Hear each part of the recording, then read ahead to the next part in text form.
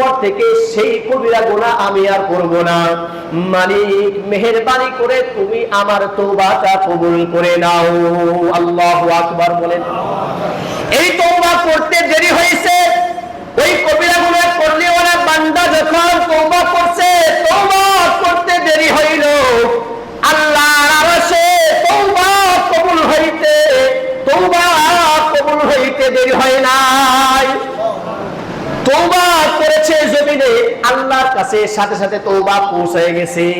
আল্লাহ তাআলা তওবা কবুল করে নিলেন। তওবা কবুল করে নিয়ে আসমান থেকে মুষলধারে রহমতের বৃষ্টি নাজিল করে দিলেন। জুড়ে বলেন সুবহানাল্লাহ। আমার ভাইয়েরা, মুষলধারে বৃষ্টি হলো। বৃষ্টির পর পয়গম্বর মুসা আলাইহিস সালাতু ওয়াস সালাম বললেন, আল্লাহ আপনি বলেছেন এখানে কবিরা গুনাহ করলে ওরা একজন বান্দা আছে, সেই মজমা থেকে বের না হওয়া পর্যন্ত বৃষ্টি হবে না। প্রভু আপনি আবার বৃষ্টি দিয়ে দিলেন, ওই বান্দা তো বের হয় নাই। আল্লাহ তাআলা আসমান থেকে গায়েবের মাধ্যমে পয়গম্বর মুসাকে জানিয়ে দিলেন, মুসা আমি যার কারণে যার জন্য বৃষ্টি বন্ধ করে চেয়েছিলাম, আমার যেই গুনাহগার বান্দার জন্য বৃষ্টি বন্ধ করে দিয়েছিলাম, আমার সেই গুনাহগার বান্দা কাটিয়ে দিলে তওবা করার কারণে আমার সেই বান্দার তওবা কবুল করে আমার সেই বান্দার প্রতি রাজি খুশি হইয়া আবার আমি আল্লাহ রহমতের বৃষ্টি নাজিল করে দিয়েছি।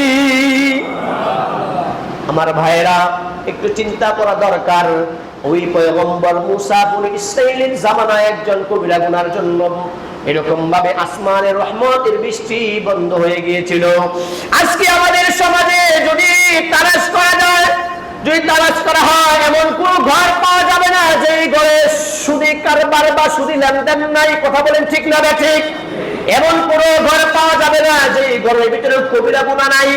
এমন কোন ঘর পাওয়া যাবে না যে ঘরের ভিতরে ঘুষি কারবার নাই।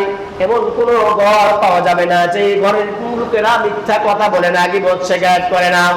পাপ আর পাপ, গুনাহ আর গুনাহ।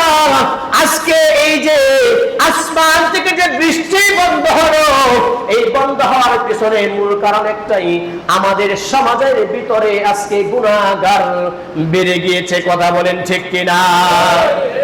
আজকে সমাজের ভিতরে গুনাহগার বাড়ছে, যার কারণে রহমতের বৃষ্টি বন্ধ হয়েছে। সালাতুল ইস্তিসকা, বৃষ্টির নামাজ বহু জায়গায় পড়া হচ্ছে, দেখা যায় বৃষ্টির নামাজ ঠিকই পড়া হয় কিন্তু বৃষ্টি নাজিল হয় না।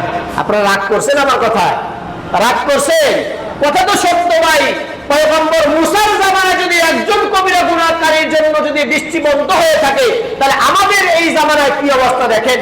চতুর্দিকে সামনে পিছনে ডানে বামে গুনাহ আর গুনাহ, গুনাহ ছাড়া আর কিছুই দেখা যায় না। আপনি দেখা যায় গুনাহ থেকে বাঁচতেও পারবেন না। নবী আলাইহিস সালাতু ওয়াস সালাম বলেছেন, সেই শেষ জামানায় এমন একটি সময় আসবে, যে সময়ের ভিতরে যারা সুদ খাবে না, ঘুষ খাবে না, এমন কিছু মানুষ যারা সুদ ঘুষ থেকে বাঁচার চেষ্টা করবে। বাঁচার চেষ্টা করলে কি হবে, যে তারা তো সুদ ঘুষ খাবে না, কিন্তু অবস্থা এমন তৈরি হবে যে তাদের গায়ে সুদ, তারা সুদ না খেলে তাদের গায়ে সুদের দুয়া, সুদের বন্ধটাও তাদের গায়ে লেগে যাবে। নাউজুবিল্লাহ বলে। কিভাবে আসমান থেকে রহমতের বৃষ্টি আসবে? এজন্য আমার ভাইরা, আল্লাহর হাবিব সাল্লাল্লাহু আলাইহি সাল্লাম বলেন, আত-তাইবু মিনাজ যামবি কামান লা যামবালা।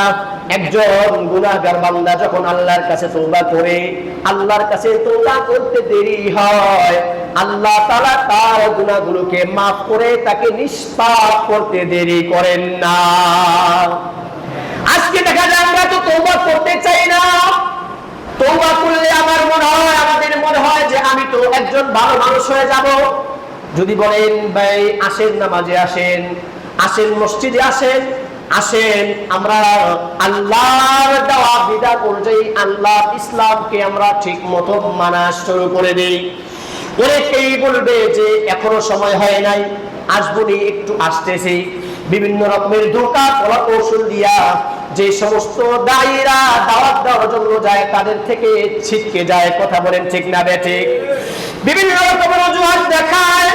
আজকে আমরা যদি প্রকৃত আল্লাহ হয়ে যাইতাম, যদি আমরা শুধু আল্লাহর বান্দা হয়ে যাইতাম, তাহলে আল্লাহ তাআলা যেই সাহাবায়ে কেরামের ডাক, যেই সাহাবায়ে কেরামের দোয়া ১০০০ বছর আগে শুনেছেন, সেই সাহাবায়ে কেরামের আল্লাহ, সেই আল্লাহ এখনো আসমানে আছে।